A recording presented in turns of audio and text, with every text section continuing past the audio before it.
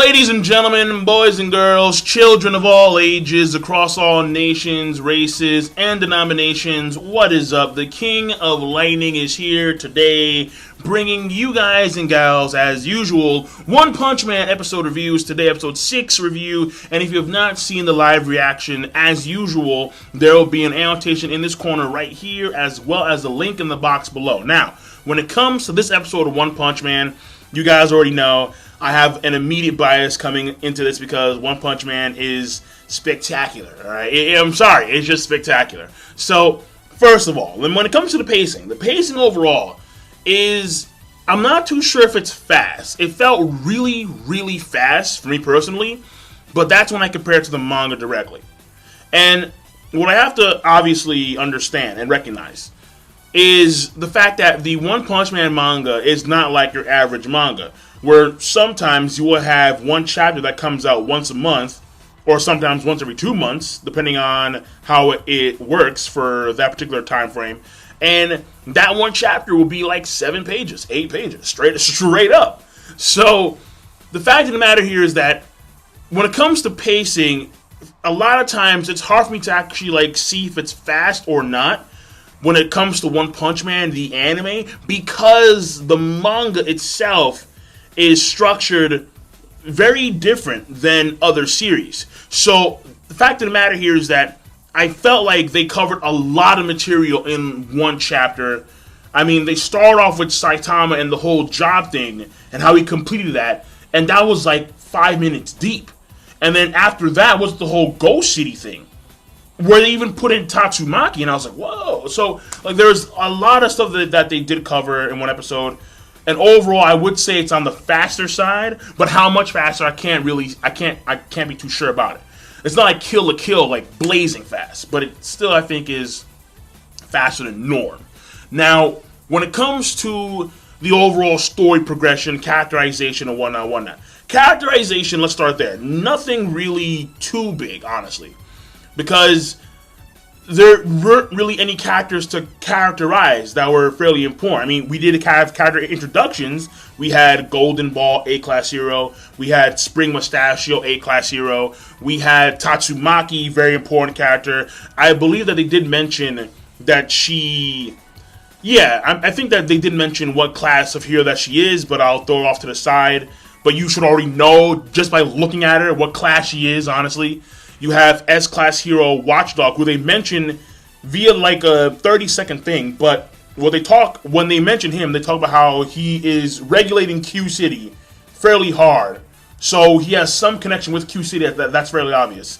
And also, all these uber monsters that he deals with, they get, taken out fairly quickly. Like, they're not a big threat to Watchdog at all. And again, Watchdog, I mentioned how in the live reaction, he reminds you of Saitama, where he's dorky. He seems like a joke, like he has a furry fetish, but he's no bitch. Taking out monsters like it's whatever. So, Watchdog is fairly interesting, despite the fact that we know very little about him. And when it comes to... And that's really it, honestly, when it comes to a character standpoint. I mean, there was another character that they did introduce, a girl, I would say girl, a woman who was in front of this group of people with suits. And I would tell who she is, but they do tell who she is at the end of the episode, but there is no visual to correlate with the actual audio. So if you don't know, then I would feel kind of bad telling you who that person is. So I mean, granted, I think it's fairly obvious. You guys aren't that stupid. I know you're not that stupid, but still, I'll back off from that. Now, that being said, when it comes to the overall story progression. First of all, Saitama having that covered when it comes to his job, and now he's actually gone up 46 odd ranks. So he went from 388 to 340 something. And fact of the matter here is that Saitama, he has now... Well, I can't say that he's gained substantial recognition because he's still, a C-class hero. And he's not even top C-class. But the fact of the matter is that he has made some headway. And also, seeing other heroes in action. Now, Tank Top, Tiger, whatever. Fuck it. Stupid. Though, when it comes to Golden Ball, Spring Mustachio, seeing the other A-class heroes actually fight against this fairly powerful seaweed monster, that was fairly cool. Now, granted, Goldwell had like one scene, but the scene itself was actually not bad at all. And how he did mention before firing the actual attack itself that the steel ball memory foam thing could actually pierce through 20 millimeters thick steel. So that's, pretty thick, and that's fairly impressive. But he got taken out fairly easily. Then when it came to Spring Mustachio, seeing him actually fight, that was fairly refreshing because, too many times, and granted, it's anime, it's Japanese-centric, but a lot of times it's the glorious katana, yay, son Toryu, ni Toryu, e Toryu, and I'm like, ugh, like it's the same katana stuff going on, but seeing a more European, I would argue French style of fighting, and how he's blocking all these attacks, and he has the tomboy thrust, that was fairly cool, fairly refreshing when it came from a fighting standpoint, a sword fighting standpoint, and how the attack itself is very Ichimaru Gin centric. That's very obvious. It was cool. It was cool. And how even that was enough to beat this one monster. But yet in comes Saitama. Granted, it was off screen, but nonetheless, Oh, seaweed, yeah. That edible seaweed. Kubo or Kubo. Yo. I forgot what it's called, but regardless, the seaweed itself is he's eating it. Try to get his hair back, but regardless, fact of the matter is that it does show you, and also Tatsumaki, we do get to see what her powers are kind of based around, because we see this green aura. She's first of all floating constantly. Number one. Number two, we get to see a green aura around her. Her hair kind of spikes up green.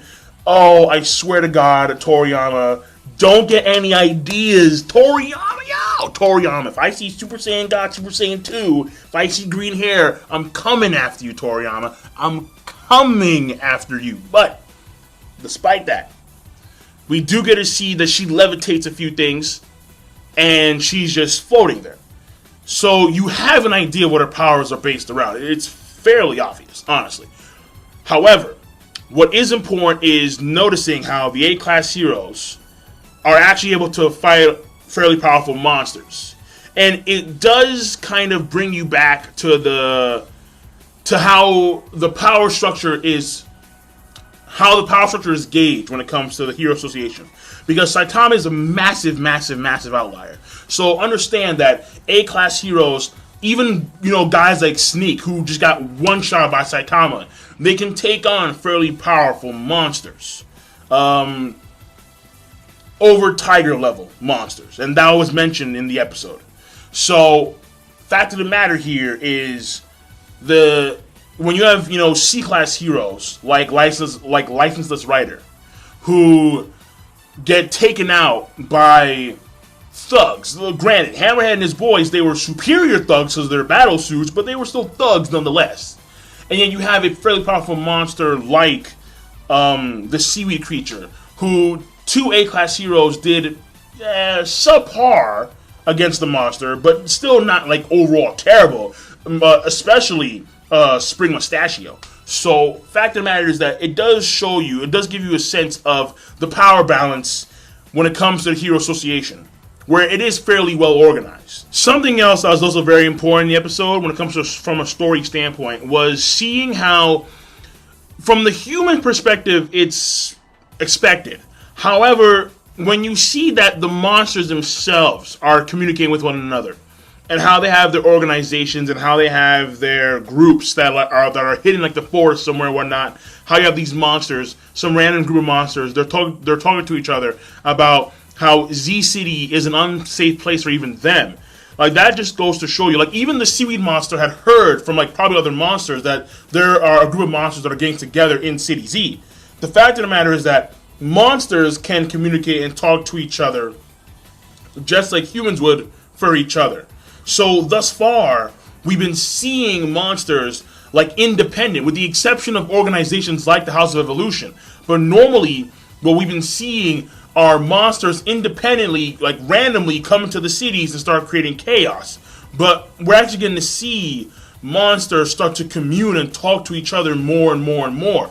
So it's fairly important because it's probably setting up something towards the future when it comes to the series. So obviously, when you have those monsters talk to each other and communicate to one another, it's very important. So they're not just, all the monsters aren't just like, blind, deaf and dumb, and they come in there and start swinging like, barbarians. No. Some of them actually commune with one another for certain purposes. And in this case, it was to inform one another, hey, don't go into City Z because there's a fairly powerful thing in City Z that's destroying both heroes and monsters alike, aka Saitama. And they did reference King in the anime, where yeah, King, oh man, where Saitama was actually reading from a book that was written by King, I think, and how basically it was talking about how he attained this indomitable willpower or some shit like that. I was like, okay, alright, so just keep an eye out for King, please, alright? If anything, keep an eye out for King, because motherfuckers don't know. Oh, God. Oh, God. Alright, so moving on. The last bit. Animation. Normally it's the first, but now it's the last.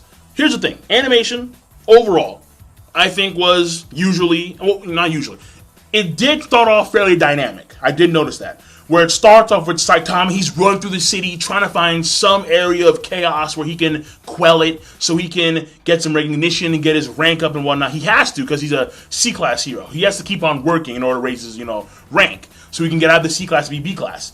And I guess in B-class you don't do that. But C-classes, they have to keep on working. They have to keep on doing that work. And if they don't, then they get booted. Now, when it comes to the animation for that scene, that was fairly dynamic. When it came to Saitama, giving Sonic that threat, after he literally broke apart his katana via mouth alone, you have him threaten Sonic like, "Yo, Sonic son, I'm gonna punch you." Like, "Ooh, let me get the dust. Let me get the dust off my gloves. I'm gonna punch you, son. You remember this fist? Yeah. You got any more nuts? Do you got any more nuts, boy?" "I don't think so. No. You can't have kids anymore." "Why?" "That's why." And I'm like, yo, son, yo. Like, Saitama, fierce.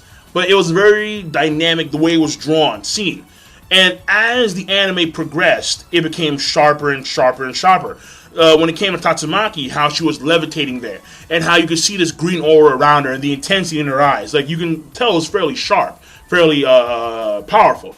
When it came to the scene involving Spring Mustachio against the Seaweed Monster, it was dynamic, but more so it was sharp, especially that tomboy thrust. I like that attack, it was fairly sharp. So the animation overall, it started off dynamic, and it became sharper throughout the episode. And honestly, it was very good animation.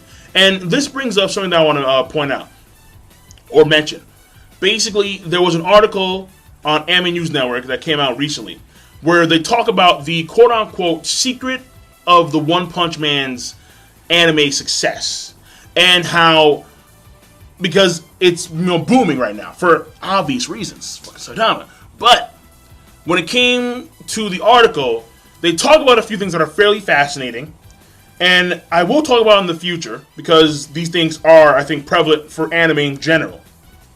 But they do mention how the chief animation director, Chikashi Kubota, and the series director, Shingo Natsumi, how these people are pivotal when it comes to the overall series animation development and whatnot. How they both had a role to play in the Tengen Toppa Gurren Lagann anime, so you see where they're coming from, obviously.